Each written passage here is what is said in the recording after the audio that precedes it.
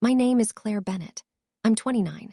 2 weeks ago, I sat in a lawyer's office and watched my entire family pop champagne over my grandmother's estate while I held a faded envelope with nothing but a string of numbers inside. My cousin laughed so hard she spilled her coffee on the conference table. My uncle actually high-fived the attorney's assistant. The lawyer didn't laugh. He just watched me, the way you'd watch someone about to step through a door they'd never be able to close again. Everyone in that room had already spent money that wasn't theirs yet. And me, I was the joke. The one who never finished her degree. The one who restocks shelves at a hardware store for a living. They'd given up on me years ago, and that envelope was supposed to be the final word on it. But none of them, not my mother, not my cousin, not my uncle with his fake Rolex and his leased BMW, knew what happens when the family disappointment finally dials a number nobody told her not to call. Before I get into it, if stories like this hit you somewhere real, hit like and subscribe to Hidden Karma Stories. And drop a comment telling me what part of the world you're watching from tonight. I read every single one of them, I promise. Now let me back up. Let me take you to the Monday morning before all of this happened, the day my grandmother, Eleanor, passed. The phone rings at 5:50 a.m. I know the exact time because I'm already awake, tying my boots for an early shift at Marlowe Hardware in Bristow, Oklahoma. It's my mother, Patricia. She never calls before 9 unless it's bad news or she wants something. This time it's both. Your grandmother died last night, she says, flat, no shake in her voice at all. The lawyer's reading the will Tuesday at 2. Driscoll and Wade, downtown Tulsa. Dress nice. Then she hangs up before I can say a word. I sit on the edge of my mattress with my hands pressed against my knees. It's still dark outside. A semi-truck groans down the highway a few blocks over. My grandmother, 84 years old, built Bennett Realty Group from one rundown duplex she flipped back in 1979 into a company managing properties across 4 counties. 30-some employees. A name that actually means something in eastern Oklahoma. But to me, she was just Grandma Eleanor, the woman who always smelled like cedar and lemon oil, who taught me how to refinish a dresser until the wood grain practically glowed. Every single Sunday in her garage workshop, just the 2 of us. I drive the half hour to her house in Sapulpa. My cousin Mallory's silver Audi is already parked diagonally across the driveway. She never parks straight when she's excited. Through the window, I see her packing with her phone glued to her ear. My Uncle Russell is on the porch, drinking bourbon at 9 in the morning, talking to his wife in what he thinks is a whisper. It's finally happening, he says. My mother meets me at the door. She looks me over head to toe, then leans in close. I already talked to the attorney. He's leaving everything to the people who actually earned it. She lets that hang in the air. Wear something decent tomorrow, Claire. She walks off before I can even ask what she means. I already know anyway. I think back to Thanksgiving, 3 months earlier at this same house. 14 people crammed around Grandma Eleanor's table, and I can still hear every fork scraping every plate. My mother stands at the head of the table. She always runs the show, even in her own mother's house, and starts her yearly Share a Win tradition. Mallory announces she just closed a second funding round for her app startup, Nest Logic. My mother beams. MBA from Oklahoma State, building real technology, she says. The table claps. Mallory's husband Derek squeezes her shoulder like a proud trophy holder. Then it's Russell's turn. He talks about some development deal in Creek County, says strategic vision about 4 times. Then it gets to me. And Claire, my mother says, pausing like a comedian setting up a punchline. Still at the hardware store. She tilts her head. Stocking paint cans. Quiet laughter ripples around the table, not loud, just the kind that cuts deeper because it's polite. I stare down at my plate, mashed potatoes and ham. From the far end of the table, Grandma Eleanor taps her water glass once. The room goes quiet. She runs that entire store. Inventory, scheduling, the books. That's called responsibility, she says. My mother waves a hand. Mom, don't coddle her. Russell leans over. If she wanted to be taken seriously, she'd go back to school. Grandma says nothing else at the table. But later, after the pie, after Russell's 3rd bourbon, after Mallory leaves early, I find her in the garage workshop. She's sitting on her old stool, running her thumb along a piece of cedar. She looks up at me for a long moment. Don't you ever let a piece of paper tell people who you are, she says, quiet and steady. I've taken care of things, Claire. I don't ask what she means. I wish to God I had. Tuesday morning, I put on the only blazer I own, gray, bought 2 years ago for an interview I chickened out of, and drive my old Corolla downtown. The parking lot at Driscoll and Wade already looks like a runway show. Mallory steps out of her Audi in a fitted black dress. Derek trails behind carrying a leather portfolio like he's walking into a courtroom. Russell rolls up in his BMW, sunglasses on despite the overcast sky. His wife stays in the car. My mother arrives in an Uber. She sold her car 5 months ago and hasn't told a soul. I only know because I saw the listing online. People drowning in debt don't usually announce it. Inside the lobby, Mallory and Russell are murmuring near the water cooler. At least $3 million in the accounts, maybe more, Mallory says. Russell nods. And the company, that's the real question. Who takes the reins? They don't notice me sit down until I'm already across from them. Mallory glances over, eyebrow raised. Oh, you actually came. She smiles, but it doesn't touch her eyes. That's sweet. I'm sure Grandma left you something. A card, maybe. I fold my hands in my lap. The blazer tag scratches the back of my neck. The conference room door opens. Walter Driscoll, Grandma Aliner's estate attorney, stands there in a navy suit, reading glasses on a chain, face unreadable. The Bennett family were ready. Everyone stands. Mallory smooths her dress. Russell buttons his jacket. My mother lifts her chin. I walk in last. The room smells like leather and old paper. Walter opens a thick folder. Pursuant to the last will and testament of Aliner Jean Bennett, dated this past February, Russell gets the lake house in Grand Lake and $700,000 in cash. He nods like he expected double. My mother gets the condo in downtown Tulsa and $550,000. Her eyes close for half a second, relief, not grief. Mallory and Derek get $450,000 plus the investment portfolio. Mallory's already typing on her phone before Walter finishes the sentence. The younger cousins get education trusts, $150,000 each. Standard. No surprises. Then Walter flips to the last page. And to Claire Renee Bennett. Every head turns. One sealed envelope to be delivered directly to her and opened only by her. He slides it across the table. Faded yellow paper, soft at the corners. My name written in Grandma's careful handwriting, ink slightly faded, written a long time ago. I break the seal. Inside, a single slip of paper. A phone number in her familiar block letters. Below it, call when you're ready. EB. That's it. No check, no deed, no account number. The silence lasts exactly 3 seconds. Then Mallory laughs, starts as a snort, turns into something she can't reel back in. Must be the number for a homeless shelter, she says. My mother turns away, but her shoulders are shaking too. She's laughing. The whole room follows. Walter doesn't laugh. He closes his folder and watches me the way you'd watch a kettle about to whistle. Outside, the parking lot glares too bright. I'm standing by my Corolla, envelope in hand, when my mother catches up. You see, she says, she knew you couldn't be trusted with real money, Claire. That number's probably some financial counselor for people in your situation. Call it. Get the help. Before I can answer, Russell appears behind her, hand resting on my car roof, casual the way men do when they want you to feel small. Listen, if whatever's in that envelope has anything to do with the company, that runs through me. I've been COO for 12 years. We clear. I say nothing. My phone buzzes. The family group chat, the one I've been muted in for months. Mallory's already posted. Update. Claire got an envelope, just an envelope. Grandma's last joke. 3 laughing emojis from a cousin, a heart from my mother. I sit in my car, lock the doors, and stare at the envelope on the passenger seat. My hands are shaking, not from fear, from something colder. The feeling of watching every person who's supposed to love you prove, all at once, that they don't. I dial the number. It rings twice. A man answers, calm and even. Hello, I've been expecting your call. I grip the wheel.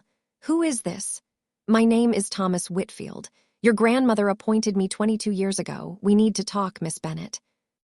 I need to stop here for a second, because that moment, sitting alone in that parking lot with the phone pressed to my ear, was the line between before and after in my life. If you've ever been written off by the people who were supposed to be in your corner, You already know exactly what that silence felt like right before someone finally said your name like it mattered.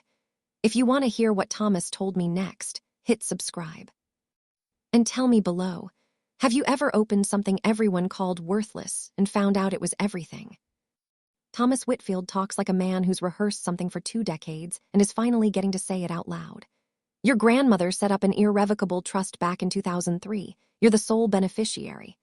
I watch a sparrow land on the hood of Russell's BMW through the windshield. I don't understand a trust. I can't get into specifics over the phone. We'll need to meet. Bring your license, birth certificate, social security card. Tomorrow, 10 a.m., my office in Tulsa. I scribble the address on a gas receipt. Mr. Whitfield, why me? He's quiet a moment. When he speaks again, his voice loses its courtroom polish.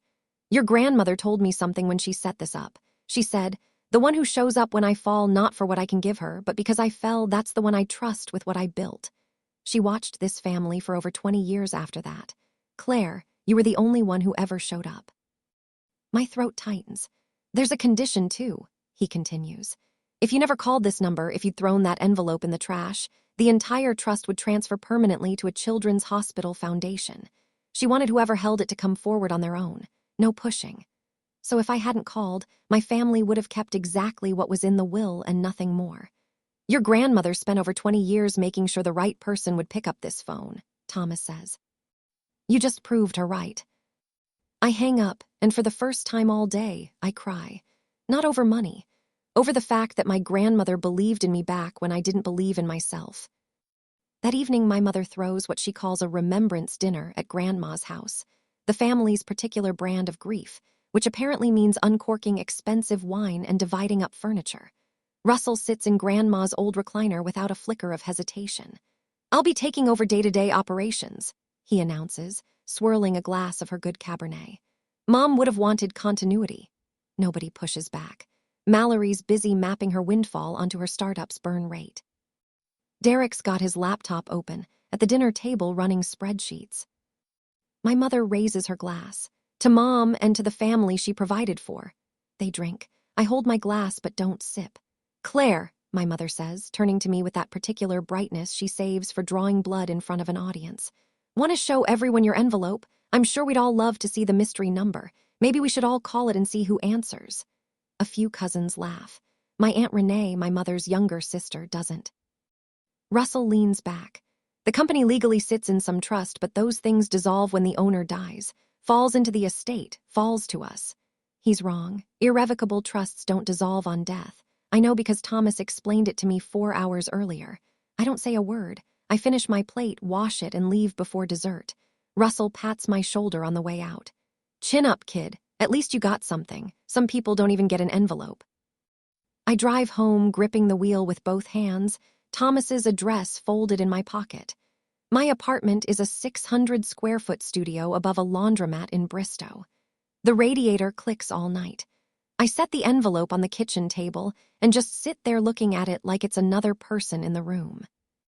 I think about the year I was 20, when Grandma had a minor stroke, weakness on her left side, slurred speech for almost 3 weeks. The doctor said she needed daily physical therapy and someone managing her medications. My mother said she had a home nurse. Russell said he was buried at work. Mallory was in her sophomore year and didn't come home for a month. I dropped out of community college, drove out to Sapulpa every single morning at 7, did her grip exercises with her, walked the property with her even when she hated it, sorted her pills into the weekly organizer, read her the newspaper when her eyes got tired. 4 months later, she was back to full strength. Her doctor called it remarkable. I never re-enrolled. My financial aid lapsed. Nobody offered to help cover it. My mother told her friends I just wasn't cut out for school.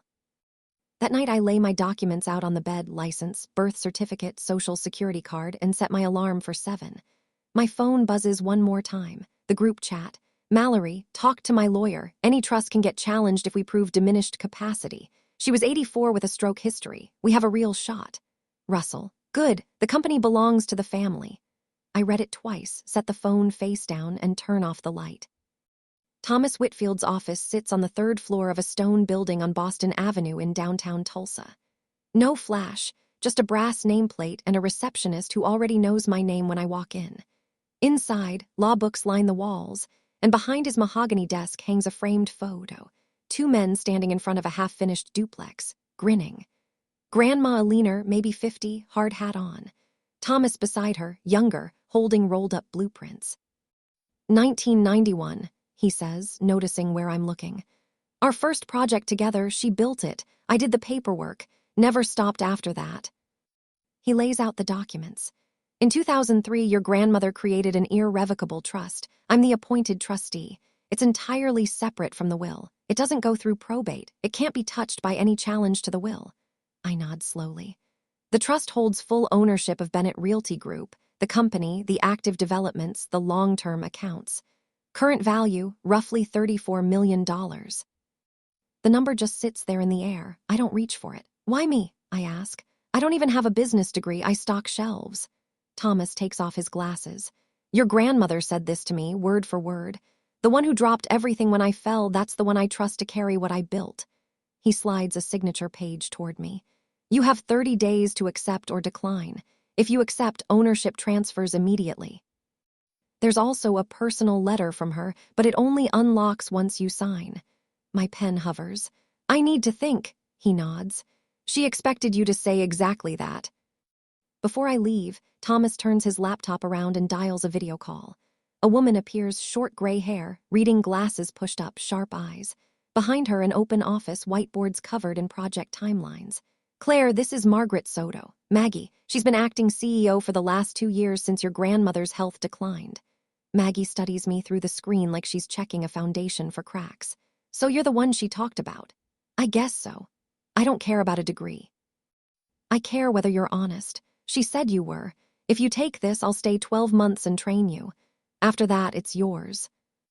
What does the day-to-day actually look like? I ask. Showing up, learning the projects, trusting the people she hired, making the calls when calls need making. She pauses. It also looks like dealing with your uncle. He's called me 3 times demanding the CEO office. I changed the locks. Thomas cuts in. If there's no confirmed owner soon, Russell could petition the court for temporary management authority. Maggie leans toward the camera. There's something else. Over the last 6 months, Russell submitted around $180,000 in inflated expense reports. Alina flagged it before she passed, but never got the chance to deal with it formally. I'm halfway home when my mother calls. I heard you drove to Tulsa this morning. Small town gossip, or somebody tracking my phone, doesn't matter how it gets back to her, it always does. Personal business, I say. Claire, if that envelope has anything to do with money or the company, you owe this family that information. I don't owe anyone anything, Mom. Silence. We'll talk later, she says. 20 minutes after that, Mallory texts me privately, not the group chat, which is how I know she's serious. My lawyer says any trust can be challenged if we prove diminished mental capacity at the time it was created. She was old, had a stroke. If you're hiding something, it'll go worse for you in court than if you just talk to us now. Then Russell calls, voice unusually warm, which always means he wants something. Claire, sweetheart, I know Mom left you something. If it touches the company, let's sit down, family to family. I can help you navigate it. That's what uncles are for. Appreciate the concern, I say, but this is between me and Grandma. I hang up before he can pivot. Back home, my phone buzzes once more. A message from my mother to Russell, forwarded to me, accidentally or maybe not. She's not talking. I think your mother left something bigger in that envelope than we thought. We need to see Walter tomorrow. They're circling. They have no idea what they're circling. Thursday evening, my mother calls a family meeting at Grandma's house. Not a request, a summons. 12 cars line the driveway when I pull up. She invited everyone, aunts, uncles, cousins from every branch. 10 adults packed into the living room, sitting on furniture Grandma built with her own hands. The couch where she used to read. The bookshelf she stained 3 times trying to get the color right. Russell stands in front of the fireplace, her spot, wearing a blazer like he's dressing for a board meeting. We need to talk about the company's future, he starts. I've run operations for 12 years. I know this business. I'm proposing the family back me as interim director until the estate's sorted. Mallory backs him instantly. And we need to know what's in Claire's envelope if it touches estate assets. The family has a right to know. Every eye turns to me. I'm in the straight-back chair by the window, the one Grandma used to pull up when there weren't enough seats. That envelope was addressed to me, I say. It's mine. It was named to me specifically in the will. Russell steps closer. Claire, you don't have a degree, you don't have business experience, you don't have a seat at this table. He's almost shouting now. If Mom gave you anything tied to the company, it was an old woman's mistake at the end of her life. And we'll prove it in court. Nobody disagrees. Nobody even looks at me except my Aunt Renee, sitting quietly in the corner, hands folded, watching. She doesn't nod. She doesn't look away either. Then Mallory stands. She's been waiting for this. I can tell by the way she smooths her skirt first. I'll just say what everyone's thinking, she says, voice carrying the same polish she uses pitching investors. Claire's not qualified to run a lemonade stand, let alone a company. She works at a hardware store in a town of 3,000 people. That store probably makes less in a year than Uncle Russell spends on liquor. A few people laugh. My mother lifts her chin, her signal she's about to deliver the final word. I don't want to hurt you, sweetheart, she says, looking right at me, soft on the surface, steel underneath. But you're not ready, you never were. Giving everything to your uncle is best for everyone, including you. I stand, the room goes tense. I heard everything, I say, voice level not raised. I'll be meeting with my attorney this week. After that, you'll all have your answer. I grab my jacket and walk to the door. Behind me, Russell says, your attorney. I don't turn around. Good night. The door clicks shut behind me, and I hear the murmuring start before I even reach the porch. Friday morning, Thomas's office. I sign every page, beneficiary acknowledgement, identity verification, acceptance of fiduciary duty. My hand is steady. The pen is an old fountain pen Thomas says Grandma gave him back in 1996. It's done, he says, and slides a smaller envelope across the desk, cream-colored, her handwriting again. This is the letter she left you.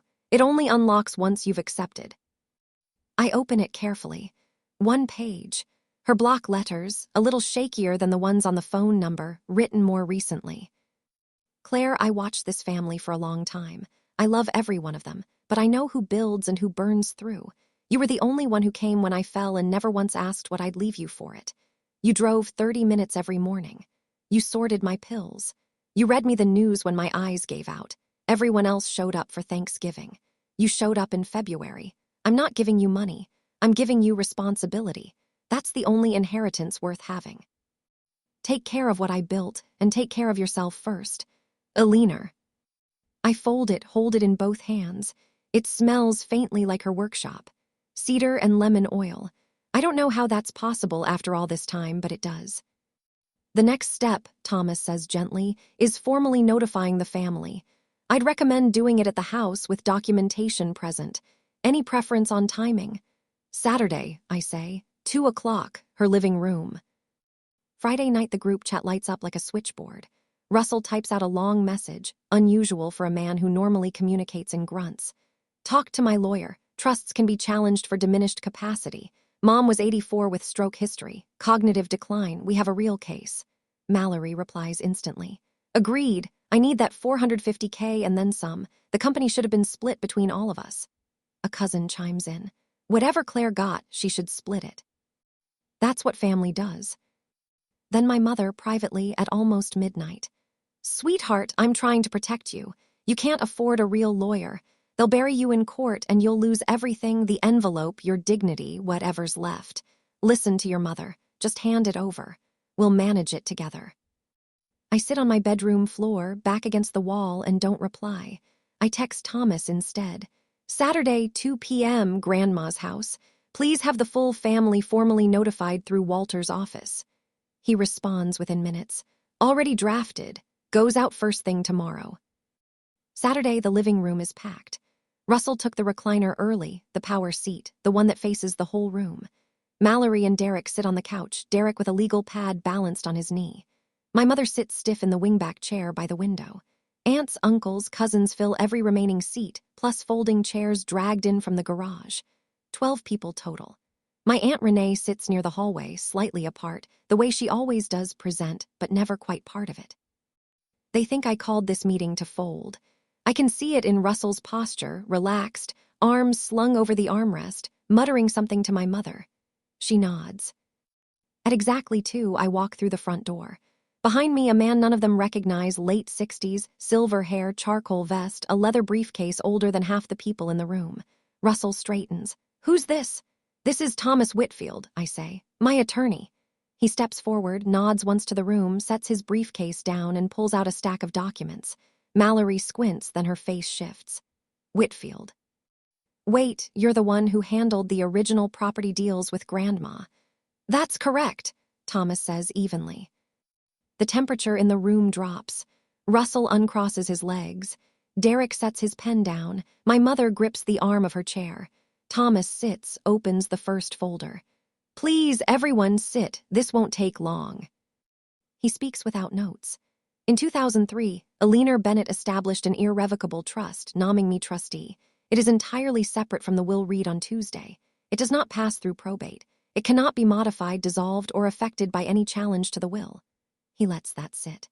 This trust holds full ownership of Bennett Realty Group, operating assets, active developments, and long-term accounts. Current estimated value, approximately $34 million. Nobody moves. The sole beneficiary is Claire Renee Bennett. Russell's mouth opens, closes, opens again. No sound comes out. My mother's knuckles go white on the armrest. Mallory stares at me, then at Thomas, then back at me, face draining of color. Derek reaches for his legal pad, hand shaking. "Claire signed the acceptance documents 2 days ago," Thomas continues. "Ownership transferred immediately. It's effective and irrevocable." Total silence. 12 people breathing, nobody speaking. Then Russell is on his feet, the recliner skidding backward. "This is fraud. My mother did not have the capacity to set up something like this. She was 84. She had a stroke." Thomas pulls 3 folders from his briefcase and sets them on the table. "Your mother completed independent capacity evaluations in 2003, 2014, and 2022, all conducted by board-certified physicians with no family connection. Fully documented and notarized. You're welcome to review them." Russell doesn't touch them. His hands are fists. Room fractures all at once. Russell jabs a finger at Thomas. "I was COO for 12 years. I ran operations while she played in her garage. This company is mine." "The trust predates your appointment, Mr. Bennett," Thomas says calmly. "Ownership was never tied to internal titles." Mallory stands so fast her knee clips the coffee table. "So we get a few $100,000 and she gestures at me like I'm a piece of furniture, gets $34 million. She didn't even finish school." "The will and the trust are 2 separate legal instruments," Thomas says. "Your grandmother was clear about both." My mother turns to me, eyes wet, anger or something older, I can't tell. "You wouldn't do this to your own family." Her voice wavers. "Your grandmother wanted us together."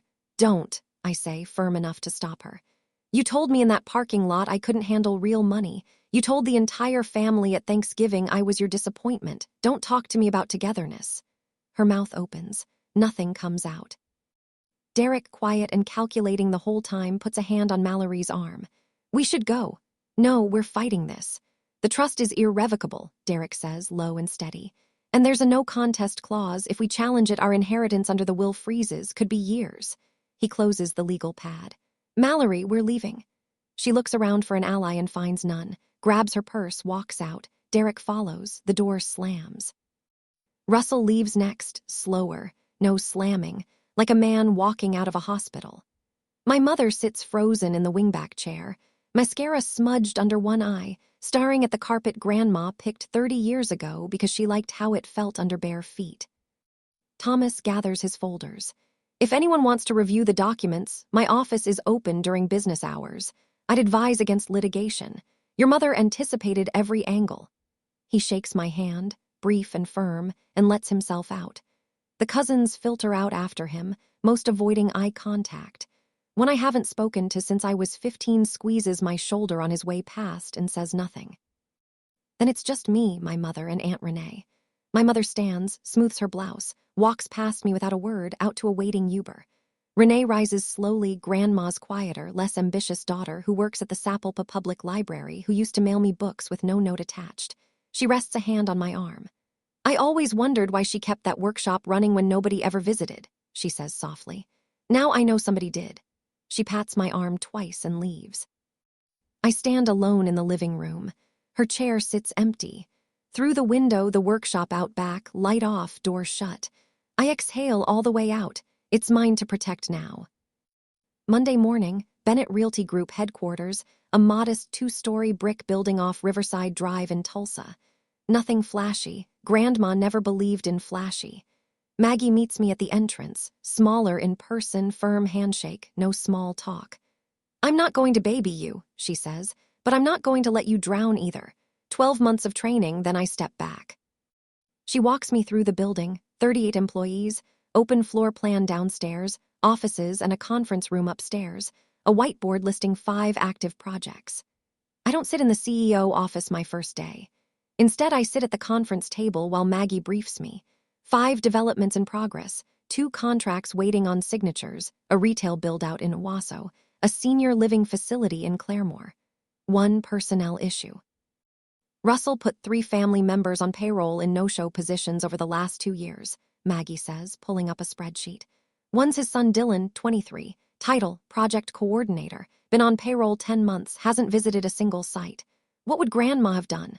90-day performance reviews. Anyone who doesn't meet benchmarks gets standard termination with severance. Do it. Maggie doesn't even blink. She expected exactly that answer. I sign the 2 pending contracts after she walks me through every line. No ceremony. No selfie in the chair. I drive home on Highway 75 with the windows down, terrified, but I showed up. That's the whole lesson Grandma ever taught me. 4 days later, Russell calls. You fired my son. Dylan's on a 90-day review, same as 2 other employees. If he meets the benchmarks, he keeps his job. I hired him myself. And he hasn't visited a project site in 10 months, that's documented. A long pause. I'm suing, trust or no trust, I'll drag this into court.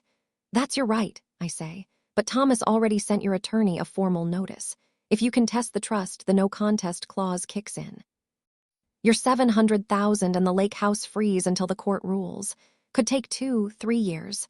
Silence, the kind you can almost hear. You're threatening me. I'm informing you, there's a difference. He hangs up. I sit at my kitchen table, palms flat against the surface, the thing I do when my hands start shaking. This is my uncle. He taught me to ride a bike. He carried me on his shoulders at the county fair every summer. But he also sat in Grandma's chair before her body was even cold and called me worthless in front of 12 people. Love and damage living in the same person, Grandma understood that better than anyone. My phone buzzes again. Mallory. I almost don't answer, but her voice sounds nothing like the woman who laughed at my envelope. Nest Logic's going under, she says, flat and quiet. I need to talk to you, not as a sister, just I need to talk. Coffee, I tell her. Tomorrow, 9 a.m. The coffee shop sits on Brookside in Tulsa, neutral ground. Mallory's already there, both hands wrapped around a mug she hasn't touched. She looks reduced somehow, like someone let the air out of her. Derek wants a divorce if the company folds, she says. I put almost all $450,000 into it. I've got about $30,000 left. The product's good. I just can't scale without capital. She stares at the table. I know what I said about your envelope. About you selling, about the hardware store. I meant it at the time. I'm not going to pretend I didn't. She swallows. I was wrong. I sip my coffee, let the silence do its work. I'm not giving you money, Mallory. Her jaw tightens. But Bennett Realty's actively looking for a vendor to handle our property management software, scheduling, maintenance, tenant communication. If Nest Logic's product meets Maggie's standards, you can pitch it through the formal vendor process, same as anyone else. She blinks. You want me to pitch? I want you to compete. If it's the best option, we sign. If it's not, and I'll wish you well. She studies me a long moment. Something shifts behind her eyes, not warmth exactly, recognition. You're different, she says. I'm not different, I say. You're just seeing me for the first time. She picks up her coffee, finally drinks it. I'll have the deck to Maggie by Friday. 3 months pass. Here's what happens when inheritance collides with reality. Russell contests the trust. His attorney files on a Tuesday, claims diminished capacity, asks for an emergency injunction. Thomas responds with the 3 independent evaluations. 2003, 2014, 2022, all board certified, all clean. The court reviews them at a preliminary hearing and signals the case has no legs. The no contest clause freezes Russell's $700,000 and the lake house. His legal fees hit $70,000 in under 3 months. His wife Carol packs a bag and moves in with her sister in Joplin. Not divorce papers, not yet, but the silence says plenty. Dylan fails his 90-day review across the board: attendance, basic knowledge, communication.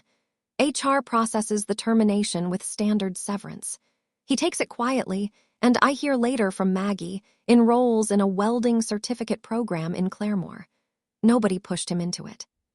My mother burns through her $550,000 faster than I'd have guessed, debts from a divorce she won't talk about, a new car, renovations nobody asked for. Appearances, always appearances. 3 months in, she's down to about $40,000 and no plan. Mallory pitches Nest Logic to Maggie. The product's solid, cloud-based property management with real potential. Maggie's tough on her, 3 rounds of revisions, 2 technical audits, but it works. Bennett Realty signs a 6-month pilot worth $110,000. Not charity, business. Derek pulls the divorce filing. And me, I'm at headquarters 5 days a week. I don't pretend to know everything. I ask the questions Grandma would have asked. Is this good long-term? Does it serve the people who live here? Would I be proud of this in 10 years? I enroll in an online operations certificate program. Nothing fancy, just practical. I'm learning. That's enough for now. 4 months after the will reading, my mother calls and asks to see me, not a summons this time. A request. We meet at a diner off Route 66. Her choice. No makeup, hair pulled back, looking 10 years older than she did at the reading. I'm broke, Claire, she says, the way you say something you rehearse the whole drive over. The divorce cost more than I let on. I used the inheritance to cover debt I should have handled years ago. I've got $40,000 left and no income. I wait. I wasn't going to tell you, she says, but I don't have anyone else to tell. Why not Mallory or Russell? Mallory's barely keeping her own ship afloat. Russell hasn't spoken to me since the meeting. She wraps both hands around her mug. I'm not here for money. Then what are you here for? She's quiet a long time. I was wrong, she finally says, to the table, not to me. About the envelope. About what I said at Thanksgiving, about all of it. You told the whole family I was your biggest disappointment. She closes her eyes. I know. Not I'm sorry, just asterisk I know. For my mother, that's about as far as the words will bend. I don't need an apology, Mom, I say. I need you to stop telling people I'm your failure. When you talk about me to your friends, to the family, I need you to stop. That's my line. She nods once, sets a 5 on the table, and walks to the door. At the threshold, she turns back. Your grandmother was right about you. Then she's gone, not healing, just a crack where some light gets in. 5 months in, Maggie drops a folder on my desk, a proposal Grandma drafted 2 years before she died. A 32-unit affordable housing project in Bristow, the town where I still live, where I used to stock shelves and nobody thought twice about me. She wanted this built, Maggie says. Russell killed it, said the margins were too thin. She kept the file but never deleted it. A note on the cover in Grandma's handwriting. This is where we started. We should give something back. What would it take to revive it? 12 months to build, about $3.5 million. The land's already owned by the trust. She bought the parcel back in 2016. Maggie crosses her arms. Won't make us rich, we'll house people who need it. Approve it. Maggie raises an eyebrow. You're sure? Russell would have said no. Russell's not here. She almost smiles. I'll have the team start site prep next week. We name it a Leaner's Corner. I drive out on a Saturday, put on a hard hat, and walk the lot with the foreman, a man named Hank who's been with the company 20 years. Your grandma used to walk every site like this, he says, kicking at the dirt. First one there, last to leave. Drove Russell crazy she'd catch things he missed. I stand at the edge of the lot and look out over Bristow. The hardware store's 3 blocks east. My apartment's 5 blocks north. This town raised me when my family wouldn't. Now I get to build something here. 6 months after the will reading, Russell calls. His voice is smaller than I've ever heard it. I dropped the lawsuit, he says. My lawyer told me straight there's no case. The trust's airtight, the evaluations are clean. I know, Thomas told me. A long breath. The $700,000's mostly gone. Legal fees, living expenses, Carol's still at her sister's. I wait. I've learned silence is more honest than rushing to fill it. Claire, I want to ask if there's a place for me at the company. I lean back, looking out at the sign Grandma designed herself, block letters on a green field. You've got 20 years of operations experience. I'm not going to pretend that doesn't exist, but you'll go through the same hearing process as any outside candidate. Application, interviews, references. No title, no COO. If you're hired, you start wherever the role fits. Silence. I understand. And Russell, those inflated expense reports. Maggie flagged them. Grandma knew. You come back, that gets addressed formally. Another pause. I understand that too. His voice catches. Claire, what I said at that meeting about her being confused at the end, about you not belonging, she wasn't confused. She was the sharpest one in this whole family. I knew that. I just didn't want it to be true because it meant she saw me clearly too. It's the closest thing to honesty Russell Bennett has ever offered anyone. Send your resume to HR, I tell him. Welcome to the process. 1 year later. Thanksgiving. Grandma's house, my house now, technically, though I still can't quite call it that out loud. I kept everything the way she had it. The cedar shelves, the carpet she picked for bare feet, the dining table she built from a single slab of reclaimed oak back in 1985. Her chair sits at the head of the table, empty, a small jar of wild daisies set on the seat, the ones that grow along the workshop fence every spring. My mother arrives early, comes into the kitchen unasked, and starts peeling potatoes. First time in a decade she's helped cook in this house. She doesn't introduce me as my daughter the CEO to anyone. What she says is, Claire makes better stuffing than I ever did. It's the closest thing to a compliment she's got. I'll take it. Mallory and Derek arrive together. NestLogic's pilot converted into a full 2-year vendor contract after Maggie's team confirmed it cut maintenance response times by nearly a third. Mallory calls me Claire Bear now, the nickname from when we were kids. Small thing. In a family that measures distance in syllables, it's everything. Russell shows up with Dylan. He went through the full hearing process, interview panel, skills assessment, references, and got offered an operations associate role, not COO. Took it without an argument. Dylan finished his welding certificate last month and drove out in a truck he bought with his own paycheck. Carol came back to Russell 2 months ago. They're in counseling. Aunt Renee sits beside me, squeezes my hand under the table, and whispers, "She's watching, you know." I look around the room. It's not healed. My mother still can't quite say sorry outright. Mallory still flinches a little whenever someone mentions the envelope. Russell still sits too straight, like a man relearning where he belongs. But they're here at this table, and so am I. After dinner, I step outside alone. The workshop sits 20 yards behind the house, corrugated tin roof, plywood walls she insulated herself, a sliding door that still sticks in cold weather. The light switch is a pull chain on the left. I tug it. A single bulb fills the room with warm yellow light. Everything's exactly where she left it. Hand planes on the pegboard. Sandpaper sorted by grit. A lathe in the corner under a canvas tarp. The workbench, 8 feet of cedar, the edges worn smooth from decades of her hands resting in the same spots. I pull up her stool and sit. The room still smells like cedar and lemon oil.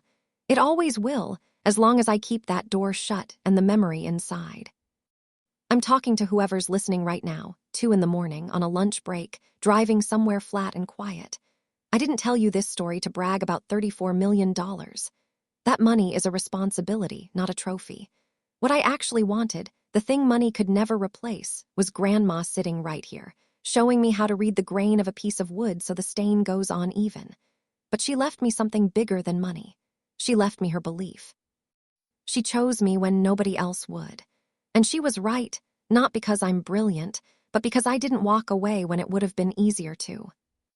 If you're sitting somewhere right now, and the people who are supposed to love you have already decided you're not enough, I can't promise you $34 million. But I can tell you this.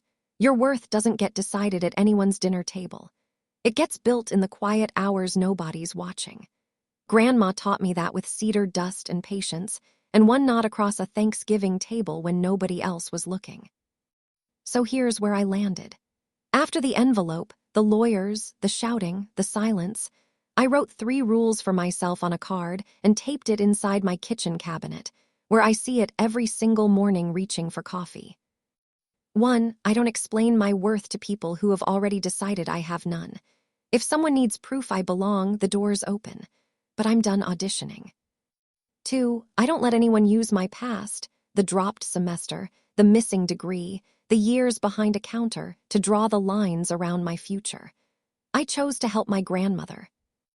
That choice cost me a diploma and gave me everything else. 3. I don't cut my family off completely, but I don't let them cross a line without a consequence either. Love and access aren't the same thing. You can have one without the other until you've earned both. Grandma didn't leave me $34 million. She left me the right to decide for myself who I am. The money's just a tool. The real inheritance, the actual trust, was never the legal kind. I put my hand flat on the workbench. The wood's cool and smooth under my palm, worn down from 40 years of her projects, and my hand fits perfectly into the spot where hers used to rest. Thank you, Grandma. The bulb flickers once, probably just old wiring. It's always been temperamental, but I smile anyway. I pull the chain, the light goes dark, I slide the door shut, and I walk back across the gravel toward the house, where the kitchen window's glowing warm and somebody inside is laughing. It sounds like family. The real kind, finally. That's my story. If it made you feel something, if you've ever sat in a room full of people who looked straight through you, I'd love to hear yours in the comments. And here's my question for tonight. If your grandmother left you a faded envelope with nothing but a phone number inside, would you call it? Type, I'd call, or I'd toss it. I'm genuinely curious, and like I said, I read every single comment. If you're new here, hit subscribe to Hidden Karma Stories. I post stories like this every week. There's another one in the description about a wedding that fell apart in front of 300 guests, and I think you're going to want to see that one too. Thank you for staying with me until the end. That means more than you know.